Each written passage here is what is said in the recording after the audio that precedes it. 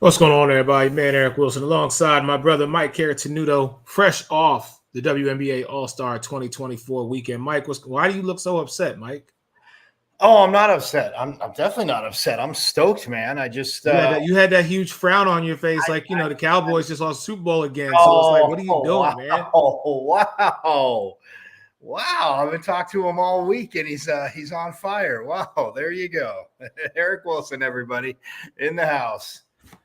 No, no, it was great. It was insanely busy and fast and awesome, great weekend. Yeah, huge shout out to my brother right here, Mike Carrot-Tenuto, the left coast to west coast. He's a Sun Devil, Jerry. This brother was holding it down in Phoenix All-Star weekend for the WNBA. He was kind enough to send me a t-shirt. Mike was like, I was there, and all I got was this lousy t-shirt. But, hey, I appreciate the love, brother. Thank you so much for this. Man, let me just say, and before I go any further, ladies and gentlemen, I got to play you something that is going to warm Mike's heart and make him forgive me for that Cowboys comment, because Mike got to have a true moment with a legend, and I want y'all to take a look at this really quick.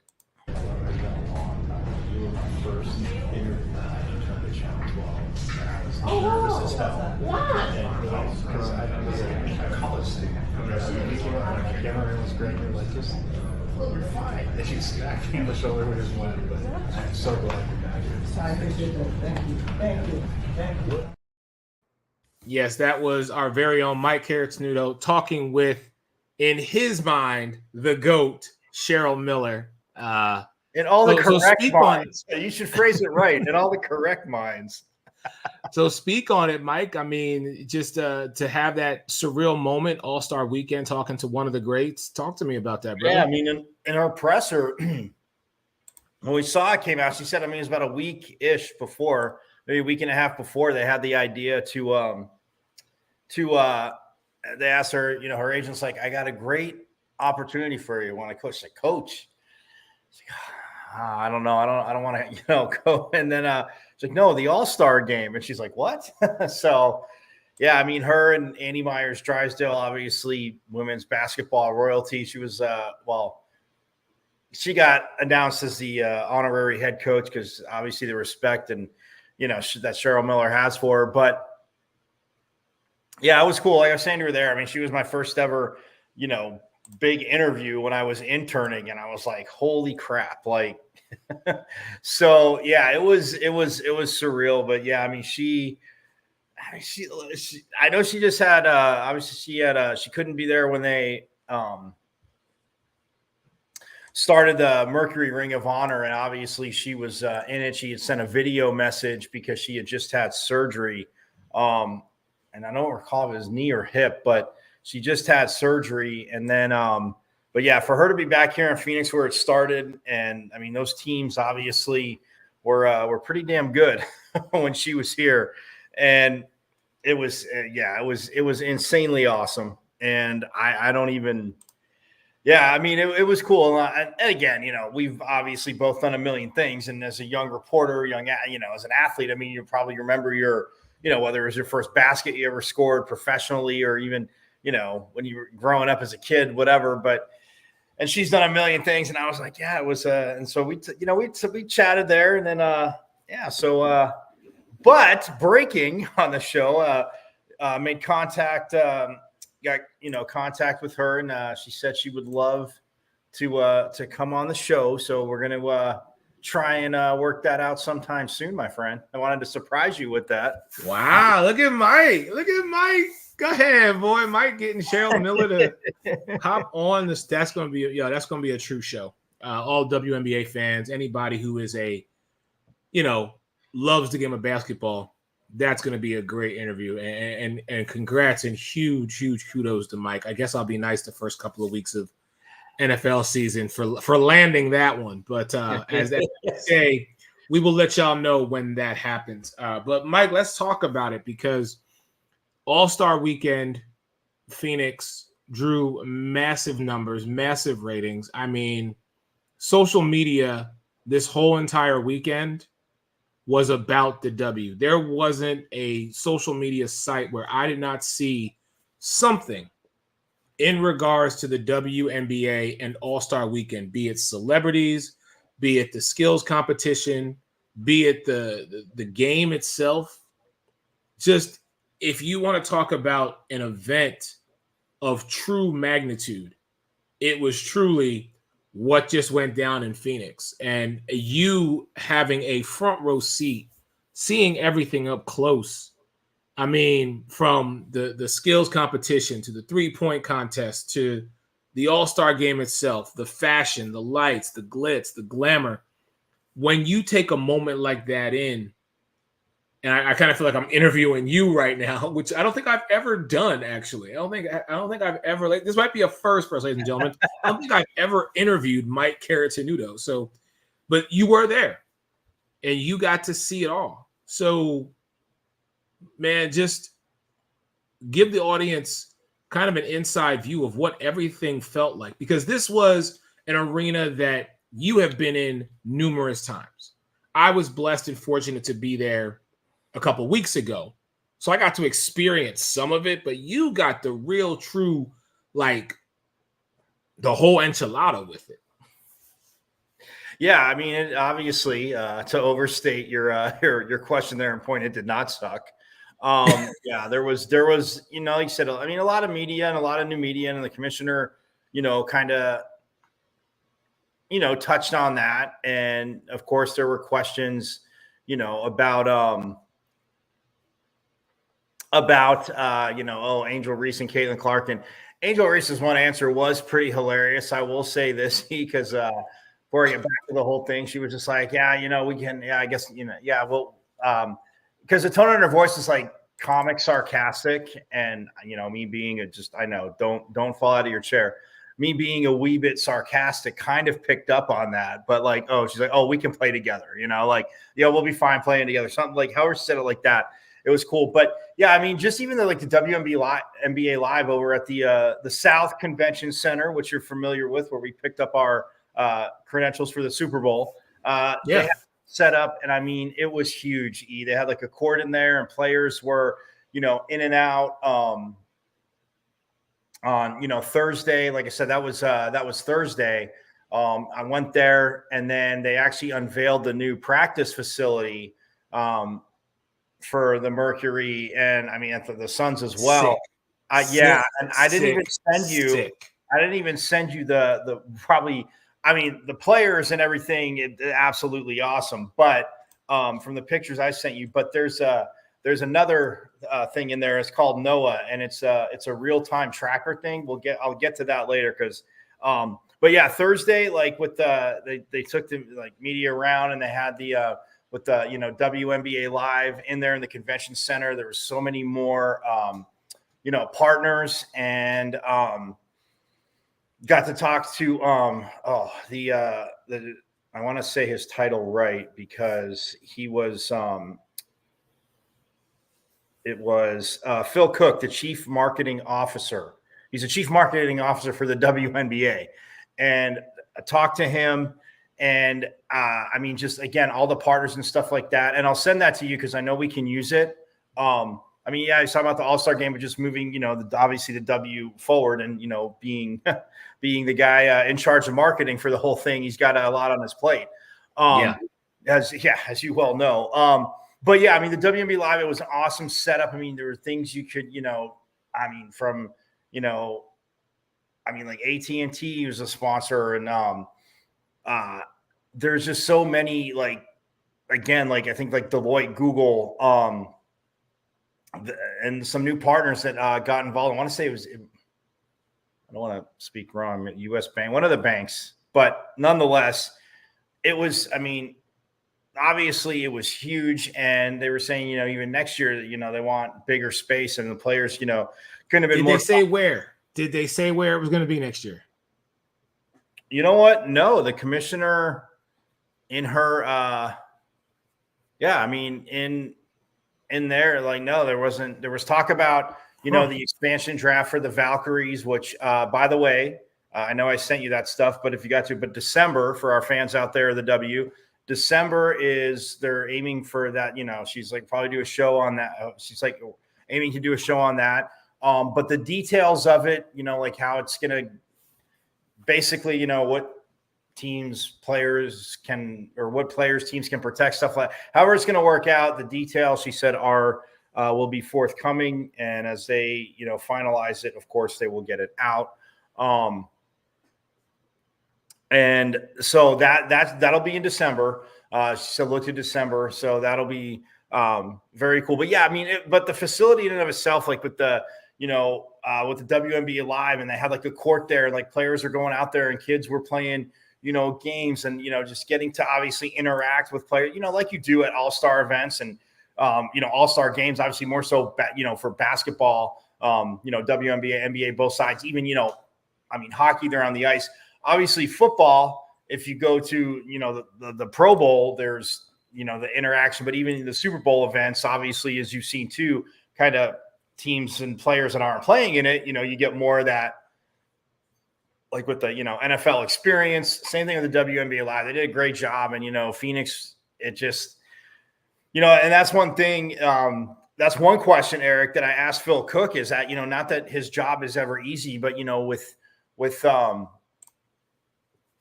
Phoenix, because Phoenix, obviously the women's Final Four is going to be here in 2 years, Eric. The 2026 Final Four is here. So, and I said, when they host events, I mean, from a marketing standpoint, I'm sure you have, everybody's kind of got input on, what events you can do, where you can go. And, with the game being right there at the Footprint Center, kind of keeping all the events, which makes, perfect sense downtown.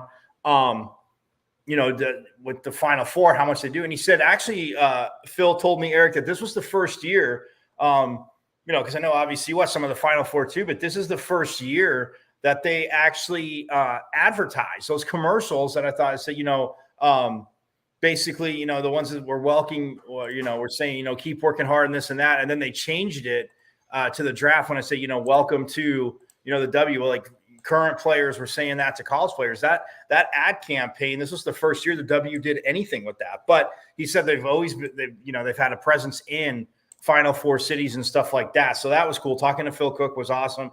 But yeah, you saw the, like I said, just the events out there, the chance to, like I said, see players, listen to them. And, and this is the 1 year, and I said it a few times because we always talk about, snubs on, all-star teams and stuff like that, right? Well, when Team WNBA takes on Team USA, there truly are no snubs.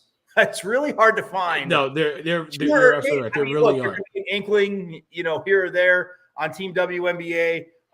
We've already been through the Olympic stuff, but it was awesome, man. Just the only thing I'm bummed about is I did in passing. How are you bummed about anything? How are you? Come on. Let me finish because, when you're there, you just want the whole sandwich, right?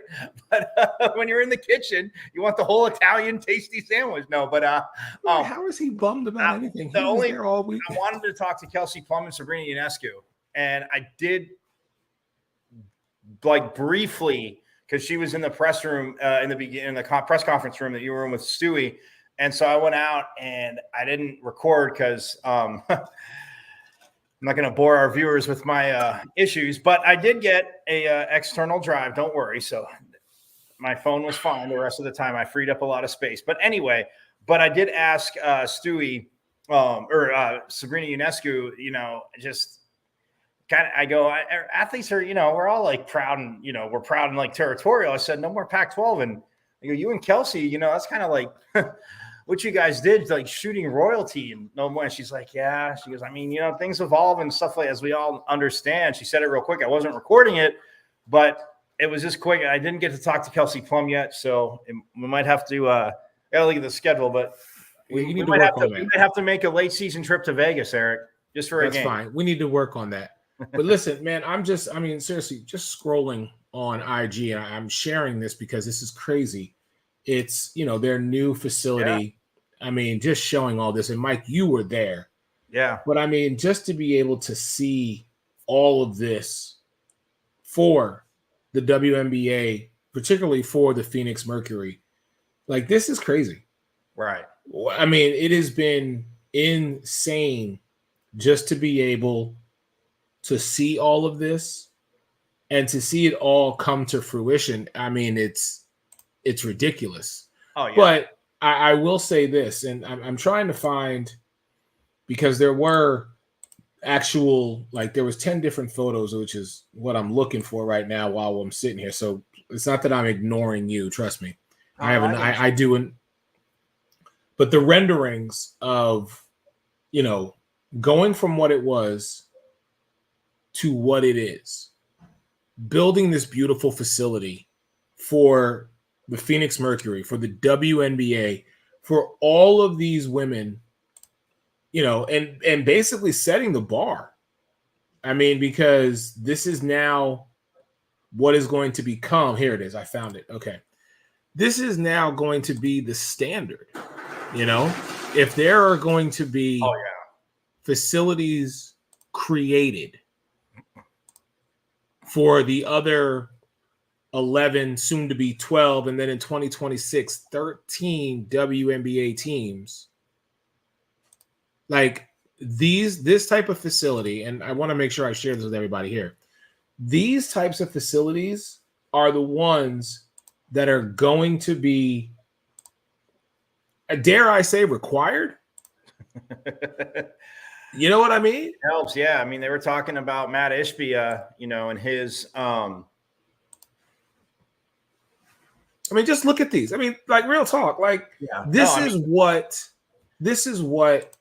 when you become an athlete on a professional level, these are the types of amenities that are necessary in order for you to condition yourself and to be in the best physical, mental, and emotional state possible. And the fact that you were blessed to be inside, I me, very rarely do I get jealous, but I am truly jealous because you got to see it up close and personal. I want to get back to Phoenix right now. I love you, Mike, but it ain't to see you. It's to see this facility because get it. No, I mean, look, on Thursday, to embrace it when they had see it all. Yeah. Oh no, when I had the media event on Thursday, by the time I finished up at the WNBA Live, I was like, oh, they're doing it now, and I was like, huh. But I went over there. I mean, because Friday they had, after their pods and their media stuff, they had a shoot around there. So I just walked over. It was not cold outside, but I walked over and to see practice. And like I said, the stuff that I sent you and to go in the facility, and you see the weight room and stuff like that. And people talking about, Matt Ishbia, not just obviously, being in on the Suns, but being in on the Mercury. The Mercury and everything like that. So it's one of those things where, obviously, like you said, you spend the money and the product. And I mean, it is, obviously honoring Diana Taurasi because they had the court. The court. Yeah, they named it the Diana Taurasi court. Yeah, absolutely. Yeah. And it's speaking of her, before we go any further, I know I played it at the beginning, but you said you couldn't hear it. So I didn't hear. I mean, when I got the file up here. Let me see if I can play this again.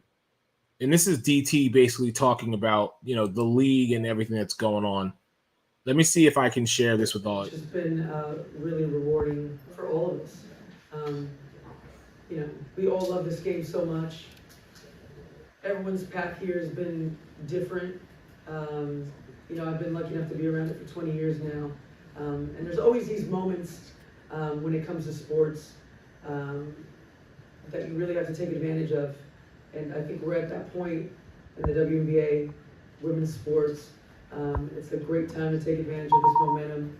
With the great players that we have, new, old, to make sure we really respect the generation that came even before me. You know, those were pioneers and trailblazers that sacrificed every single day, kept showing up, you know, without a lot of the things that we get to take advantage of. So it's just been a really humbling, you know, weekend for a lot of us. And to follow up on that too, like she was saying, again, had to go outside and ask her because I mean, there was obviously a lot of people who want to ask the three of them questions in there, so they got to keep it on time schedule, as you know. But I kind of snuck out the door and she was there, and I just said, "Hey," I said to her, I go, "Man, what, you know, about getting to know the team?" But then I said to her, I go, your sixth Olympics. I said, I know you're playing, and when you're in it, like, I'm not asking you to reflect. But I did ask her, I said, what would little kid you say? Like, what's little kid Diana Taurasi saying right now? And she's like, yeah, you know, you go to one and you're like, wow. And then two. And it's like, you know, at your third, it's like, huh. Like, it's just, you know, each time, you know, and the work. And I just thought, like, and she's right, you know, the work you put in, but it's like, she's like, yeah, I mean, yeah, the little kid self, you know, that we're like, yeah, we want to be, you know, astronauts or firemen or, you know, a professional athlete or whatever. You don't think that, you know, if you do get to the top of it, that it would be six. And then one of the other reporters, as she had to head back to the locker room, says, I mean, the way you're playing, I mean, is this going to be your last Olympics? And she goes, oh, and she just kind of smiled. And I was like, he's like, no, you can't do that. But yeah, it was, I had to ask her that because, I mean, that was the thing. Like, you know, what's little kid you? And I wanted to ask her in there, but it just didn't get back to me or didn't get over to me.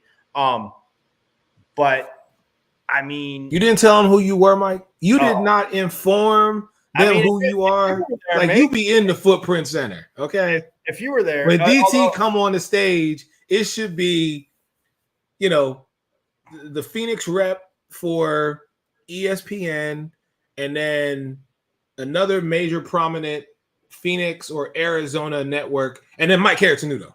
Oh, okay. Well, right. There you go. I mean, if you were there, it may have worked. But, hey, I want to show this real quick. I want to show this real quick, too, because it should. Yeah. So, like, this is my tribute to my cool Erica Wilson shot of the Diana Taurasi court. That's in the new facility. So, yeah, it's pretty awesome.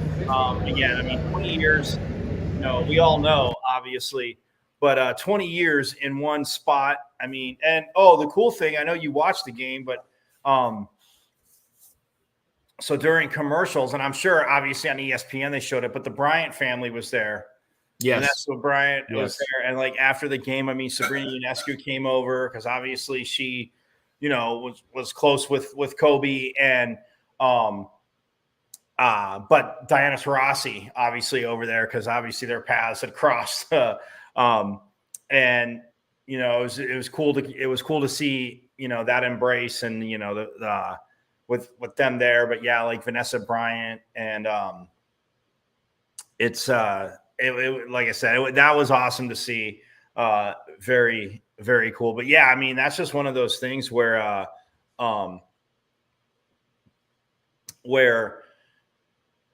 like you think about, obviously, you know, Kobe, you know, being a girl dad, and, you know, it's crazy to think. I mean, it's been like 3.5 years, almost 4 years now.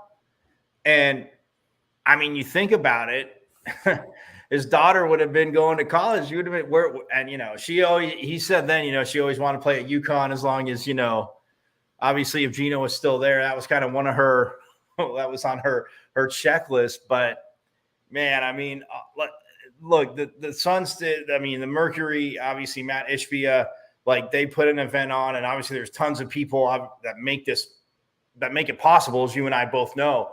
But yeah, just to have all these players here. I mean, even like the all WNBA team, it was cool talking to Jonquel Jones, and then even the best part, Alicia Gray, because they stepped up with money. She walked out of the weekend $110,000 richer because she doubled up in the skills and the 3-point competition. In which John I was getting to that. A huge shout out to her creating history by being the first ever to not only win what I like to call the Allie Quigley Invitational, the 3-point contest, but I mean, listen, I'm sorry. No, I'm not sorry. When you win the 3-point contest 3-4 years in a row, like, change the name. It can be sponsored by Starry. It can be sponsored by whomever you want it to be sponsored by. But I'm calling for the WNBA during All-Star Weekend to change the name from the Starry 3-point shooting contest to the Allie Quigley 3-point Invitational, sponsored by or presented by whomever. Because nobody see it? No, time out. Mike. Allie, I'm going to compliment her. I'm saying, I know what she did. I watched, but I'm just saying this year the defending champ did not. Don't make me pull up the video. Don't make me pull up the video. When well, I was there with the Queen of Hoop last year? No. I was there with the Queen of Hoop in 2021, and I was courtside when Allie just lit up the 3-point contest. Okay, they begged her to do it one more year, and she came back. And what did she do? She dominated.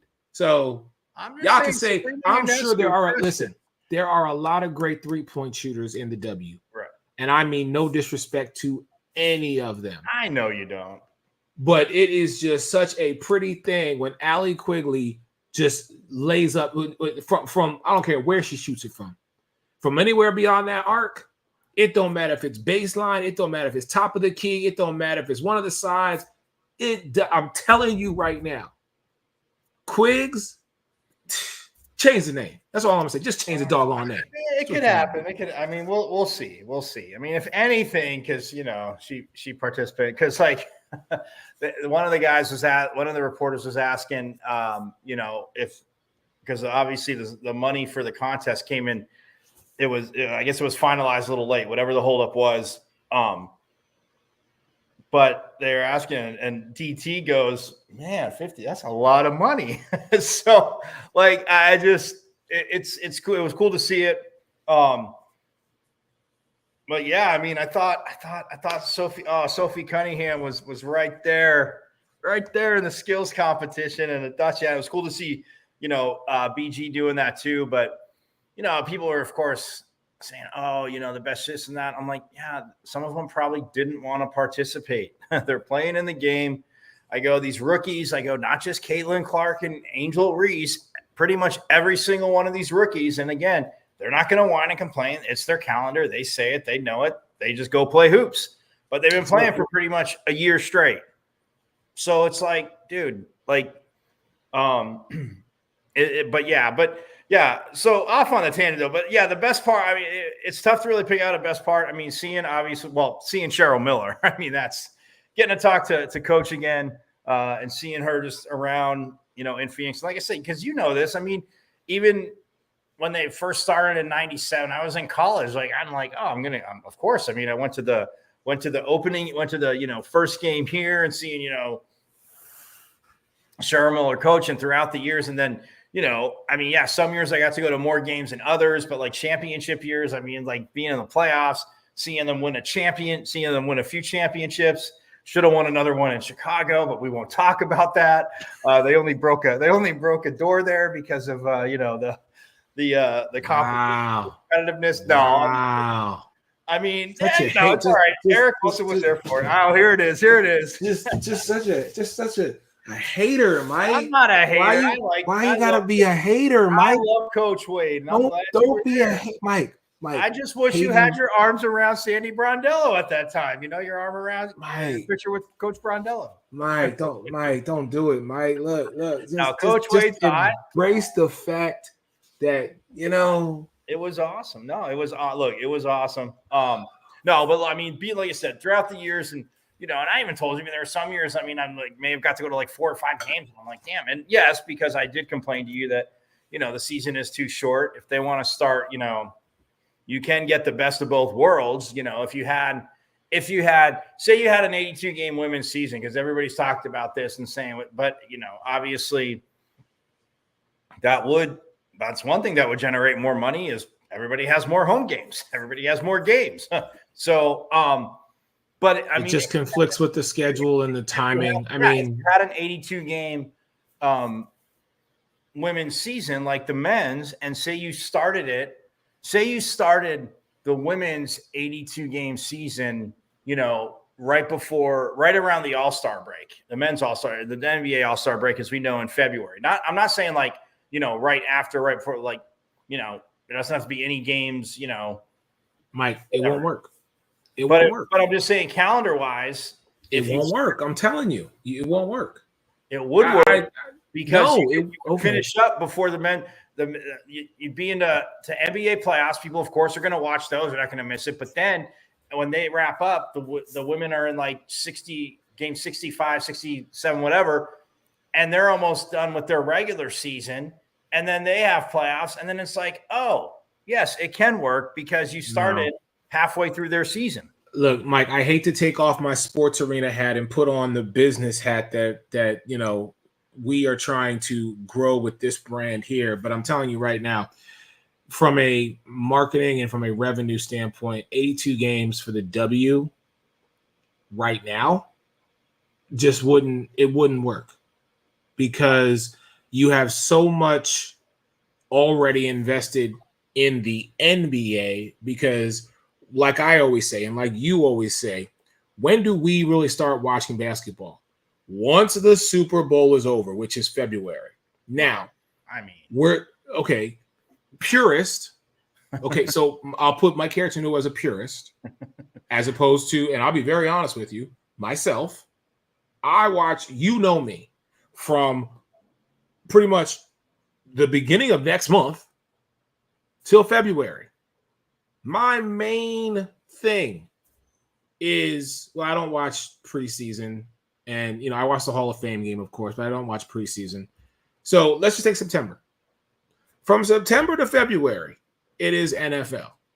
Okay, what does that mean? That means the World Series is going on. I'll watch it, but I'm not immersed in it like I am in the NFL.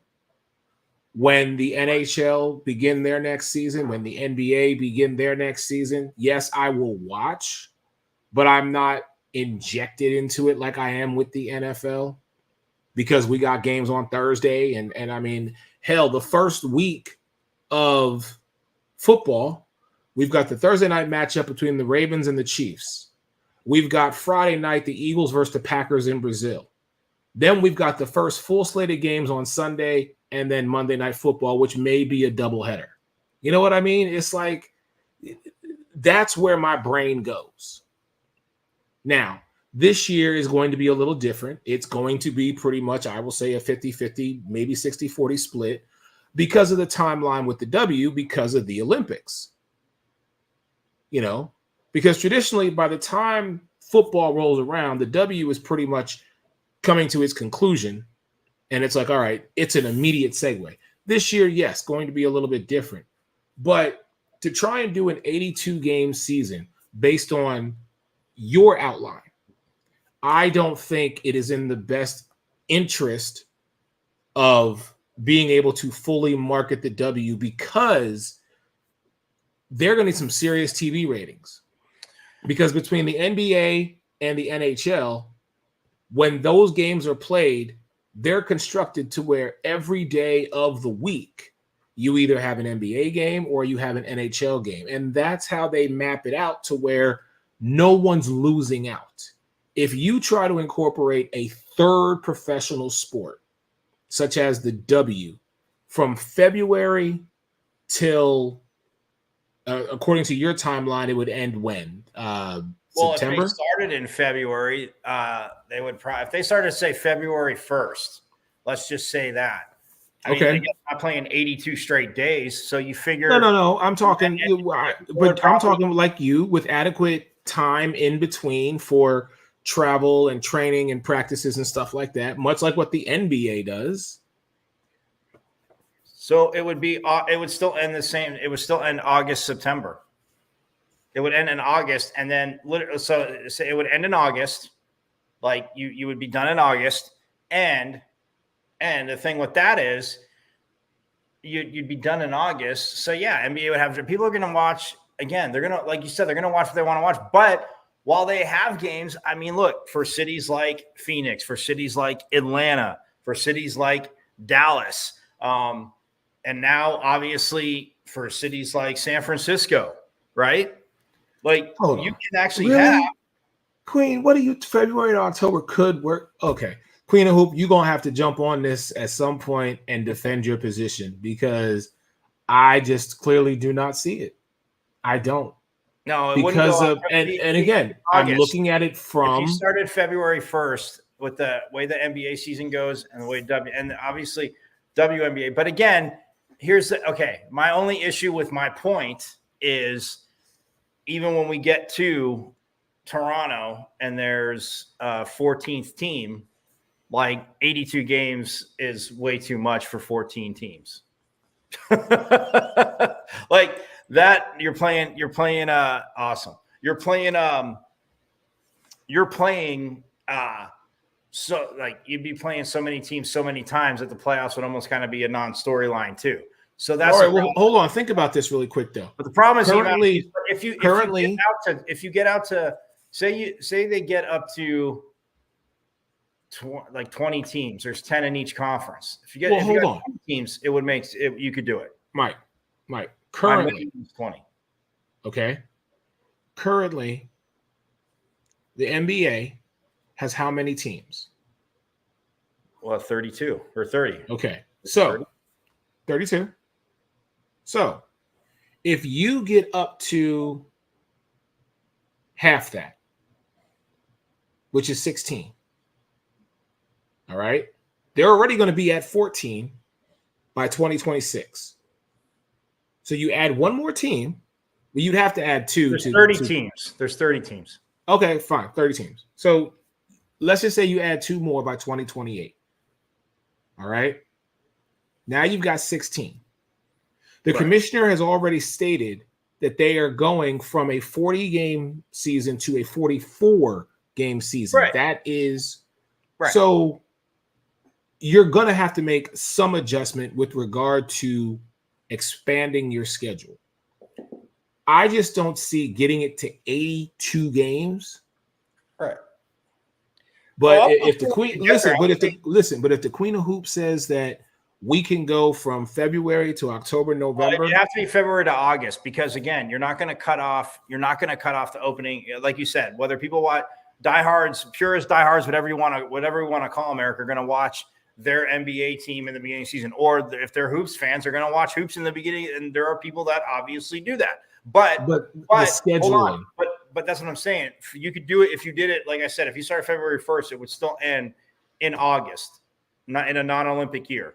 February to March, March to April, April to May, May to June, June, July, July to August. That's only 6 months, Mike. 7 months. You got it. No, because you got it. All February, March, April, May, June, July, August. That's 7 full months. You'd have to go into September. Okay, so if it goes into the first week of September, you have to. You have to for travel purposes, for proper time to be able to go from. They got charter flights, which is they need. Okay, I'm glad they got I'm glad they got charter flights, right. But you also need time. There's also the TV deals that go into it. There's so much. We're getting in this business side of things, and my mind is just like I'm trying to remain sports here, but we want to go down this remaining focus. I did walk by. I saw and like they were together. Somebody, Squirrel. What? I did see Sue Bird. Obviously, she was there, so that was fine. I didn't get to talk to her, but she was talking to some people. I was Did you see Megan? Well, yeah, she was with her. I'm just saying. Like, I'm just asking.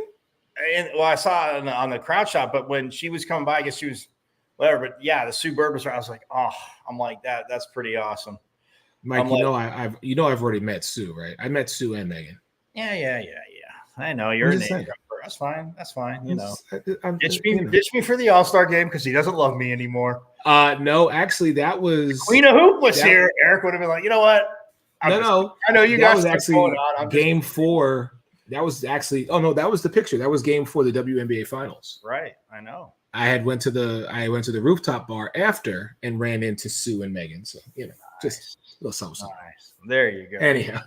Exactly. No, but it, like I said, like seeing certain people and like I know. I mean, it was funny because like during obviously during the skills competition 3-point contest, they're showing stars and who's ever there and pumping up. Pitbull was pretty cool too. That was cool. But Aubrey Plaza was there, and I guess she was playing. She was screwed. She tore her ACL from Friday to Saturday. Like she was over at the practice facility, and I guess they were doing something. But she was on crutches. She was at the game. She wasn't going to miss the game. So yeah, news came out that she tore her ACL at the facility or something. Like I was like, oh my god. But yeah, she was there. Jason Sudeikis, who's obviously been at quite a bit, and he was Shannon was there. Did you see Unc? Yeah, well, it's funny because I mean, he was. Did you talk to Unc? No. There was I saw because when I was walking around and stuff, and I was trying to shoot a cool little thing for us, but with all the practices and the warm up that was going on the court and the music, like it. One of them sounded okay, but again, they gotta hit their marks on stuff, and I was like, man, this is just not gonna stop. So, but no, I mean the people around him, I'm like, oh, there's Unc. I'm like, look at that, there's Shannon Sharp. I'm like, very cool. But yeah, he was there, and yeah, I mean, see, Mike, you should have told him and be like, I got a guest for you on Club Shay Shay. My boy Eric is gonna be on the couch. He gonna spill all the tea. You should have told him. I'm telling you, Unc was going. I'm telling Unc. I didn't realize he was going to be. Had I known, I would have positioned myself a little bit, closer to where he was. Same. But no, he was. But yeah, no, like I said, it's cool to see people that were out. And yeah, it's an event, and past ones, and obviously Vegas can do it, but everybody was, Vegas is done. Again, not that they're not going to be complimentary. Yeah, not that they're not going to be complimentary, but. Even Cheryl Reeves saying, what Matt Ishby has done, so you can see it, in his ownership and, his investment. But it's, you build something that's about what $100 million, and that's just, you got the pictures from inside there. But I mean, there's two spots, and it's, I mean, literally like what, 1, 2, 3, 4, about like 5 blocks walking from the stadium over to it. So it's right there.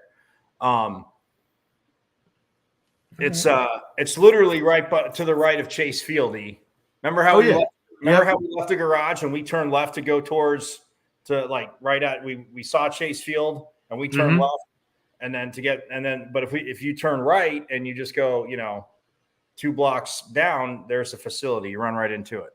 That's beautiful. Yeah, so it was awesome. But yeah, everything they did, the WNBA experience. I mean, the orange carpet, everything was orange. Loving that, and then to see obviously Brittany Griner talk about the shirt. Thank you. Olympics. Yeah. Thank you for the shirt. Brittany Griner going to the Olympics. And like Dwana Bonner, who obviously, I mean, I know you know this. I know the Queen of Hoops knows, but I mean, she spent what 8 seasons in Phoenix. I mean, she won title here in Phoenix.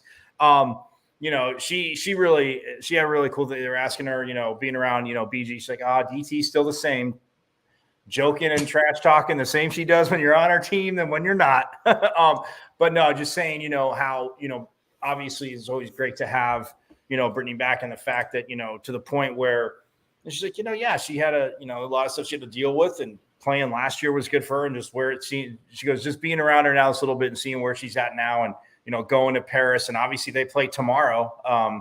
They play Germany tomorrow. Yeah, Dwana is a baller. Yeah, Megan, I mean, you and Eric, I don't have red hair, and I'm not a stepchild, so you guys can come hang out with me.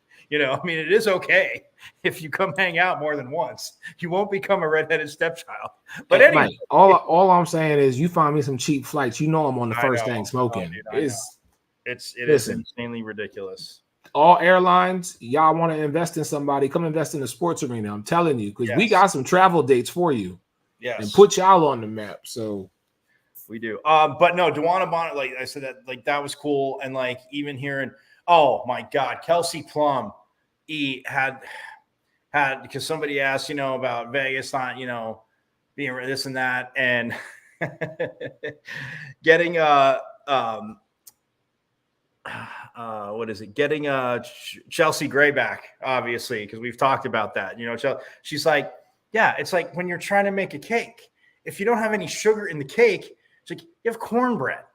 And she's like, so we weren't like, because they said like people were, the reporter asked the line along the lines of like, was Vegas cooked? And Kelsey Plum's like, wait, hold on. I want to get to that. Yeah. So if you don't have all your ingredients to the cake, you still have a lot of good ingredients, but you don't have sugar. And then all of a sudden you're cornbread. You're not that. Then you get all the ingredients and you're this amazing cake. So, I was about to say without the mic, hey, what kind of cake would you be? And somebody else is like, what kind of cake? And Kelsey Plum, phenomenal. I mean, obviously Pac-12 Queen of Hoop, this for you too, goes, what did she say without hesitation? Red velvet. I'm like, you know what? Okay. You go, I'll give her that one. Go, girl. But she's comparing one of her teammates to sugar. No, she said if you don't have all the ingredients to something, you can't say. But she's basically saying if you don't have sugar, you got cornbread. So what is she saying? The Las Vegas Aces minus Chelsea Gray is cornbread. Good ingredients. If you don't have all the ingredients, then yeah, it takes it. And teams are. And she's like, and we obviously respect the talent in this league. So, yeah, but I just love how Kelsey Plum. She's referring to one of her teammates. No, she was not. Oh, see, only you would take it that way. I mean, it must be a North Philly thing. I don't know. Well, they damn sure ain't a South Jersey thing. Oh, I'm not from South Jersey. I wouldn't want to be because they claim Philly. I'm from the upper part where we're like, oh, we get to see the Wizard of Oz. Wow, he went there with it. Okay. No, all right. So look, we only got a couple minutes left tonight. Talk to me about the game itself, because Team USA versus Team WNBA. A huge shout out to Team WNBA. And since she's in the chat, a huge shout out to the Queen of Hoops, probably one of, if not her favorite player, playing on her team, the Dallas Wings, Arike Mwumwale, just balling out at the All-Star game. After, to continue what you're saying, she talked about post-game after what, Cheryl Miller obviously got the stat sheet. And at halftime, she had this many points. Arike? She had no points. I didn't even notice that. No, yeah. She had no point. And Cheryl Miller probably like, what are you doing? And she put up 34, obviously, in the second half. Stewie had a hell of a game. I mean, she came around 31. I will say quickly before I get to Megan's girl, Arike there, because she went nuts. There was a cool spout in the game where somebody from Team WNBA hit a three. Come back down, Team USA hit a three. Boom, Team WNBA, and they're playing defense because, like, look, Team USA is getting ready. It's not obviously your typical, slack defense all-star game, which players always talk about. And then, Team WNBA hit another one, and then Team USA had missed. But no, I will say this: the awesome part, one of my most favorite parts, is Diana Taurasi comes out first possession, boom, three, yeah. I don't belong on my sixth Olympic team. And I know you didn't say that, that's a shot for everybody else who was chucking that trash to us. But nonetheless, no, look, the game in and of itself, Aaron, absolutely awesome. You saw, Caitlin Clark, people were going nuts, when she obviously didn't take that deep three, but she drives in. I know the highlights been played like a million times, dished it to Angel Reese, and they had their, first connection in an all-star game. But yeah, I mean, just to see, even Nneka Agumike, who had, 14 points. And listening to her talk, I got to say, side note, he is very obviously, you can see why she's. Yeah, not that anybody else couldn't be, but why she's obviously the president of the Players Association, and why good things can happen as a communication role. But anyway, I mean, listen, both of them. I mean, both of them, Nneka and Chene, are just amazing, not only athletes but businesswomen. So yeah, go ahead. But and then I mean, even Alicia Gray, obviously off the bench. I mean, she had 16 points. Kelsey Mitchell, 13 points, and you look at it and it's like, man, Asia Wilson start. I mean, look. No matter who Coach Reeves starts in a way, and again, you got to. Yes, these players know each other, which helps. They're vets; they've been around, and they come from their teams. And Coach Reeves talked about that. Like we've always talked about too. Chemistry is one thing you can't force. Now, experience is one thing you can't force because they all have that, and they all have a very high IQ and deep understanding of the game. And yes, going for another gold medal, but. I mean, Asia Wilson, the way she started the game playing with Stewie, and then even when Brittany Griner came in, just, getting the ball down low to her. And, I mean, you look at the starters. I mean, Jewel Lloyd was the only one of the starters that, I mean, she only played 13 minutes, but, she didn't score. But, again, not worried about that at all. But, I mean, Taurasi had 14. Chelsea Gray had 5. Like I said, Stewie with 31, Asia Wilson with 22.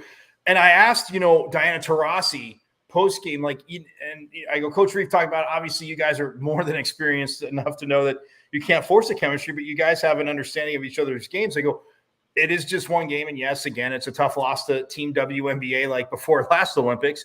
But how do you feel, the spacing?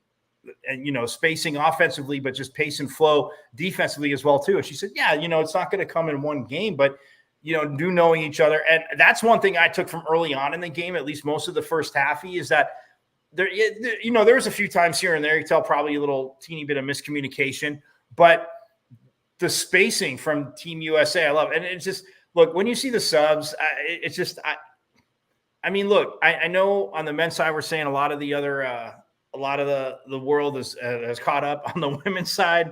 Like, good luck. Not even close. That's one thing. It's not even. Stop it. Let's just cut. You know what? Excuse my language. Cut the bullshit on that one, okay? There are a lot of talented women who play the game of basketball, and then there are the women in the WNBA. Right. Okay. Let me just say that point blank. Period. All right. It is going to take some time. And yes, there are women who are evolving, but there are, in my opinion, and as I always say, I ain't a hard man to find, there are no better athletes, women basketball players, than those that play in the W. Oh, and by the way, to piggyback off that, we also got to see on Friday night, I'm glad you said that, triggered that, but the 3-on-3 team. They look, I mean, again, that's a whole different mindset, whole different game. And yes, the one player I thought that, people saying, oh, maybe you got snubbed from the Team USA, Dearica Hamby, that night we were talking about it. I said, right, yeah. Dearica Hamby. I'm like, if you're going to say, again, I don't know who I'm replacing, but you can say that Dearica Hamby belongs there. Well, she obviously replaced Cameron Brink after she got her E. And, I mean, in that 3-on-3, again, she said, got to get your legs under. It's a little different. I mean, yeah, it is. It is physical. Yes, they will. I mean, they do call fouls. It's not like they're not calling fouls, but they look pretty good too. And I mean, Haley Van Lith with that team, I was like, huh. So yeah, the 3-on-3 team looked. I mean, again, they looked very. Again, it's early for them, but it's awesome to see because they that was and look, they're trying to obviously go back-to-back gold medals with that. So, but Dearica Hamby. Again, the way she looked in the game as well too, and but in the 3-on-3, the way she looked in the 3-on-3 game, the way they were playing together. I mean, like I said, they've had a few practices, but still, it's that was awesome too. I mean, again, it was all awesome, and yes, obviously Cheryl Miller was the awesomest. Well, of course, because she's that is Mike Caratanuto's GOAT, ladies and gentlemen. And anybody that has not seen the Women of Troy, you need to watch that, and you will understand even more what she was doing. For you youngsters that have to go YouTube stuff, go YouTube it. I have to rewatch it myself just to re-educate myself on it, but I will definitely make sure I do that. Hey, man, as always, this has been a phenomenal show. Mike, really appreciate it. I will say this, though, man. Next Monday, I'm glad we're going to have the Queen of Hoop back to talk a little more W, but, it will be coming into August. So you know what that means, don't you? We definitely got to give our preseason picks on each one of the 32 teams. Well, Megan and I know the only team that matters has a star on their helmet, and it's their year. Okay, anyhow, like I was saying, the month of August, the Sports Arena will be doing what we always do, and that is be giving our preseason predictions for the 2024-2025 NFL season. I think there's going to be a lot of questions that are going to be asked, and I think I'll say we have about 60% of those answers. Well, some still remain to be seen. I will say this, Eric. I saw somebody, I forgot who it was, I saw on X today that somebody usually posts it, but they're not thinking very kindly again of our division. I know. I'm just saying it's early. No, I'm just saying you're right. This finally comes out. So our division was. I mean, your Eagles were 10-7, and then they had everybody else. A moment, so that everybody can see and understand. That's when we say this. Okay, let me bring me and Mike together, because this is one of those rare moments where, while we differ with regard to our respective football teams, if you come at Mike, you come at me. If you come at me, you come at Mike. No one's allowed to cuss Mike out when it comes to the Cowboys except for me. No one's allowed to cuss about the Eagles unless listen, but let me explain something to y'all. Everybody who's been chirping about the NFC East and calling it the NFC least and doing all this other stuff, could y'all please do me a favor? And please just shut the hell up. Because while your team may be Kansas City or your team may be go find somebody else, it's Chicago, okay? And that's no disrespect to the Bears, because I think Caleb Wilson did something good. But why y'all continually want to attack us when y'all already know at the end of the day, when you play us, you get your ass whooped, and then you go home crying?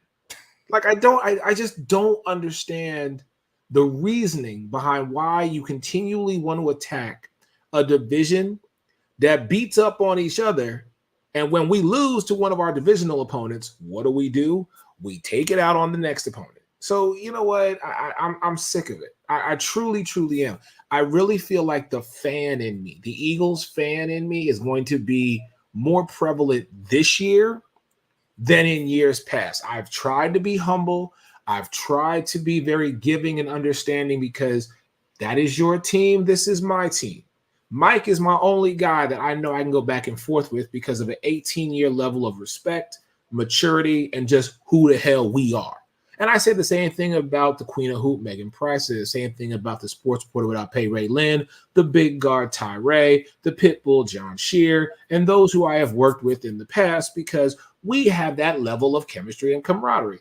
But all the rest of y'all knuckleheads, like I have a true issue with y'all continually wanting to try and tear us down, when in reality, your team, unless you're Kansas City over the last 5 years, you've been in the same place we've been in, ain't winning a championship. Okay? So, for all y'all that want to sit there and be like, oh, the NFC East is the worst division. Okay. All right. If that's how y'all feel, I always got one question. Who's your team? Because I guarantee you, unless you're Kansas City, unless you're San Francisco, unless you're Baltimore,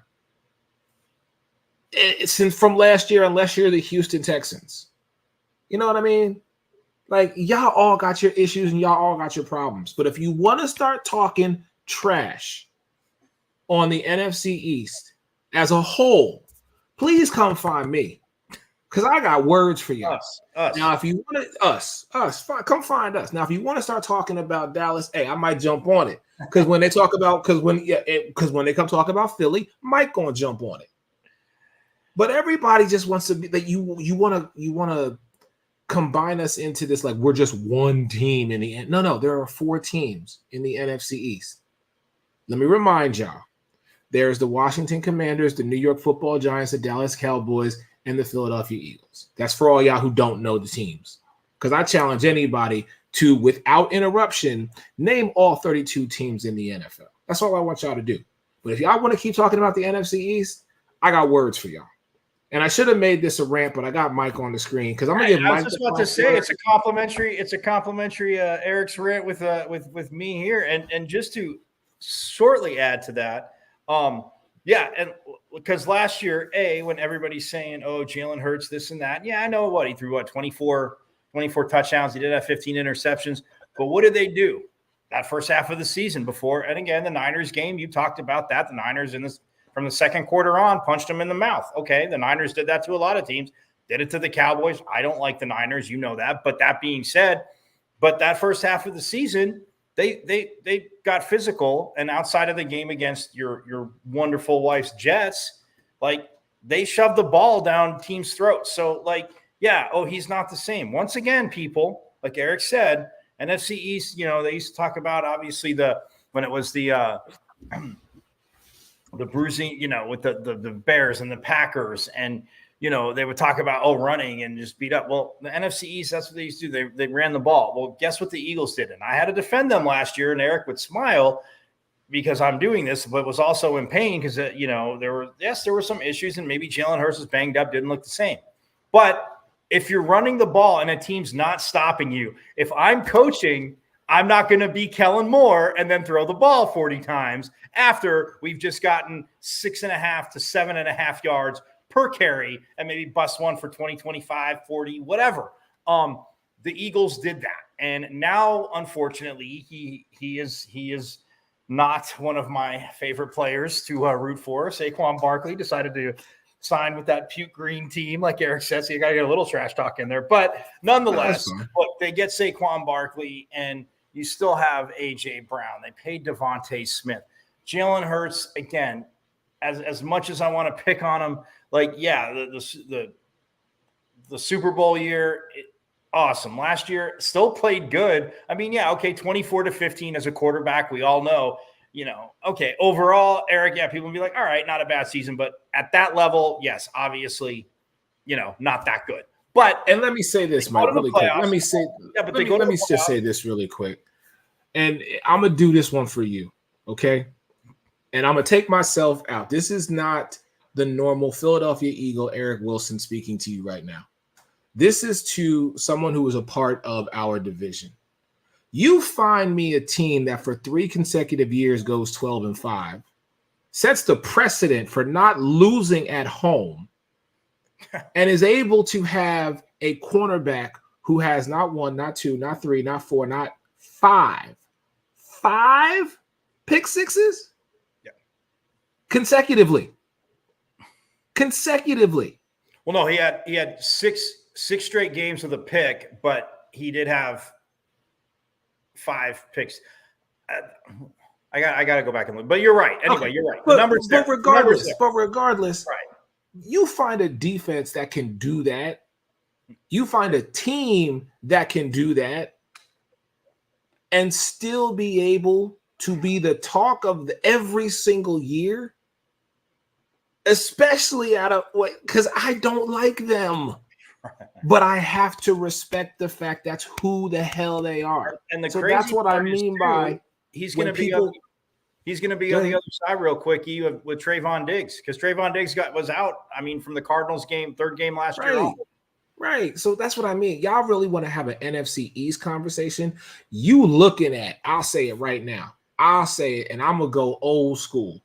Ladies and gentlemen, boys and girls, children of all ages, the Sports Arena proudly gives to you its tag team NFC East champions of the world, the Sun Devil himself, Mike Carrot-Tenuto, and the 215, your boy E-Dub. If y'all really want to have that type of conversation, please don't come with no foolishness, because you will go home battered and bruised. That's all I'm going to say about that. Yeah. Y'all want to do this football thing, He won't let you foolishness, and I won't let you talk out of both sides of your mouth about our teams or your team, because I got hammered 2.5 seasons ago about the Cowboys not winning and that was Mike McCarthy's losing season.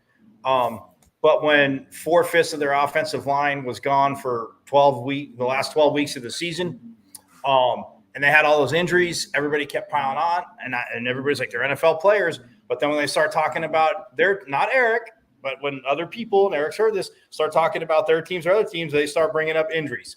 We had the best, like Eric likes to say about Jason Kelce, and now that he's retired, it's easy for me to say, but hard to admit, Jason Kelce was not the top center in the league for I would say a 5-year span. Because I mean, it's tough to go offensive line. I mean, especially offensive line, 5 to 7. I'd say that's fair.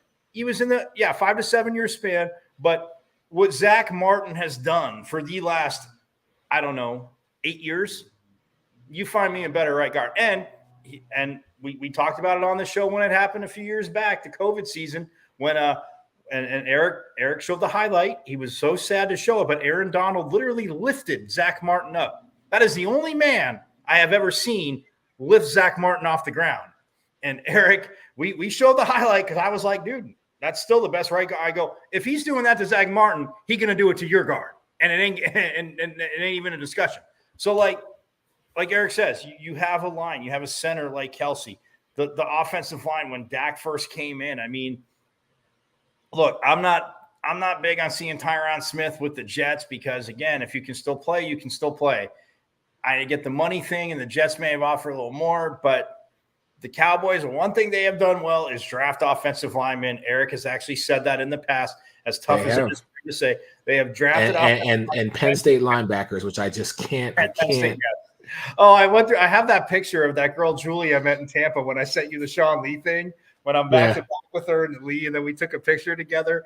I think I sent it to her on something. I seriously, I wish she was back because I want to have her come on and talk about how Sean Lee became even greater. No, we got to get out of here. We got to go. But yes, I'm gonna leave it like this. In the words of my man Mike Tenuto, when it comes to the NFC East, we're not bitter. That's all I'm gonna say, ladies and gentlemen. Much love to y'all. We will see y'all next week. From Mike Tenuto, ASU Forks Up. He's a Sun Devil Jerry with the amazing footage from All-Star Weekend. My brother, thank you so much. Thanks again for the shirt. Much love to everybody. Everybody stay blessed. We'll see y'all next week. Peace.